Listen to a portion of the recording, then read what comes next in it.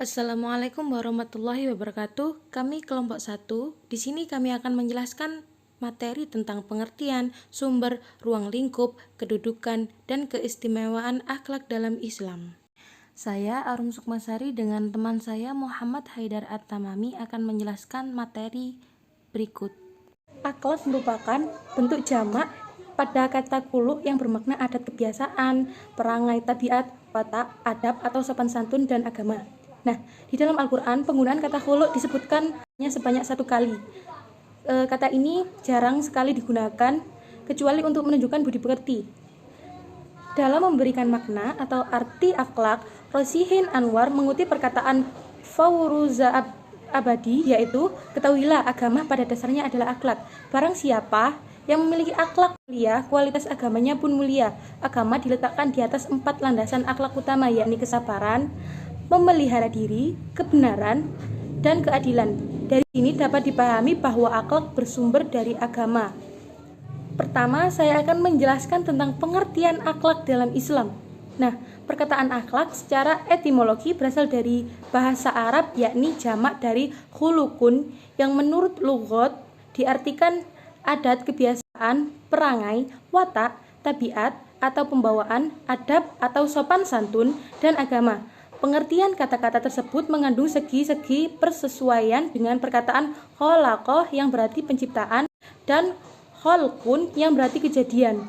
Sedangkan menurut Imam Ghazali mendefinisikan akhlak sebagai akhlak adalah sifat yang tertanam dalam jiwa manusia itu sendiri yang melahirkan tindakan-tindakan mudah dan gampang tanpa memerlukan pemikiran ataupun pertimbangan. Istilah-istilah akhlak. Pertama, etika, yaitu suatu ilmu yang membicarakan masalah perbuatan dan tingkah laku manusia, mana yang dinilai baik dan mana yang buruk.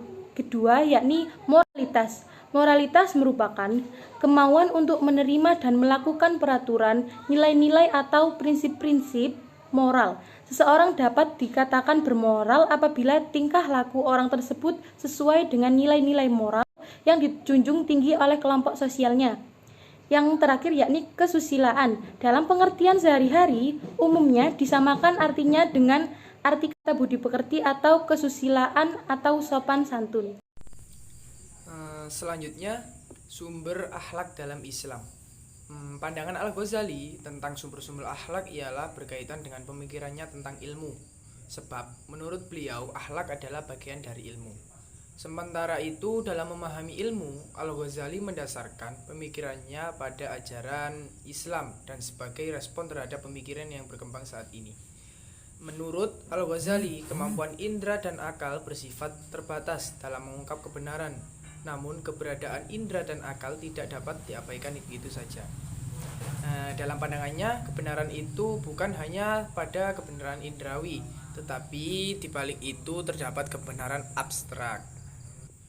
Selanjutnya, sumber ruang lingkup akhlak dalam Islam. Ruang lingkup yang pertama adalah akhlak terhadap Khalik.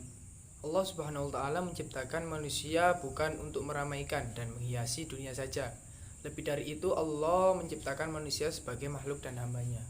Allah Subhanahu wa taala adalah Al-Khaliq atau Maha Pencipta, dan manusia adalah makhluk yang diciptakan. Manusia wajib tunduk kepada peraturan Allah. Untuk yang kedua, akhlak terhadap makhluk. Prinsip hidup dalam Islam termasuk kewajiban memperhatikan kehidupan antara sesama orang-orang beriman. Kedudukan seorang muslim dengan muslim lainnya adalah ibarat satu jasad, di mana satu anggota badan dengan anggota badan lainnya mempunyai hubungan yang erat. Untuk kedudukan dan keistimewaan akhlak dalam Islam, sumber ajaran pokok dalam agama Islam adalah Al-Quran dan Sunnah Nabi. Keduanya menjadi acuan umat Islam dalam beribadah dan bermuamalah. Akhlak sebagai pusat ibadah manusia pun juga bersumber dari kedua ajaran pokok tersebut. Demikianlah Rasulullah SAW pun diutus untuk menyempurnakan akhlak. Akhlak itu memang penting. Untuk kesimpulan, perkataan akhlak secara Etimologi berasal dari bahasa Arab yaitu jamak dari hulkun yang menurut lughot diartikan adat kebiasaan atau adab sopan santun. Pengertian kata-kata tersebut mengandung segi-segi persesuaian dengan perkataan kholako yang berarti menciptakan atau hulkun yang berarti kejadian. Sekian penjelasan materi dari kami, semoga bermanfaat bagi kita semua. Saya akhiri, Assalamualaikum warahmatullahi wabarakatuh.